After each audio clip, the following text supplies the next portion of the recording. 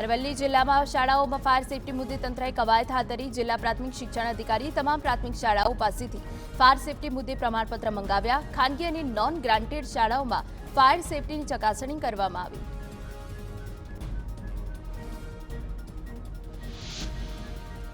રાજકોટ અગ્નિકાંડ બાદ અમરેલીનું તંત્ર પણ જાગ્યું. ધારીના જસાધાર રેન્જ વિસ્તારમાં ચાલતા નીલકંઠ ડિહાઇડ્રેશન પ્લાન્ટ યુનિટે સીલ કરાયું. ખેતીની જમીનનો બિનખેતી ઉપયોગ માટે એનઓસી વગર પ્લાન્ટ કાર્યરત હતો.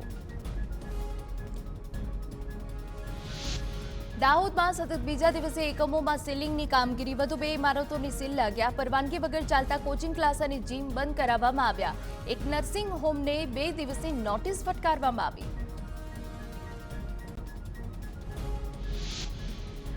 રાજકોટ અગ્નિકાંડને લઈ ગુજરાત ભાજપનો મોટો નિર્ણય. 4 જૂને રાજ્યમાં ભાજપ નહીં યોજે કોઈ સરઘસ. ફટાકડા ફોડીને પણ નહીં કરે ઉજવણી. ભાજપના તમામ 26 જિલ્લાઓના એકમોની સૂચિત કરાયા. પ્રદેશ ભાજપ પ્રમુખ સી.આર. પાટીલે વર્ચ્યુઅલી બેઠકમાં આદેશ આપ્યો. પંચમહાલમાં પંજાબ રોડ ડેરીએ દૂધમાં કિલો પેટે 20 રૂપિયાનો વધારો કર્યો. નવો ભાવ આજથી અમલી બનશે. ભેંસના દૂધનો ભાવ 820 થી 840 ચૂકવાશે. અન્ય દૂધના ભાવ 800 થી વધારી 820 કરવાનો નિર્ણય.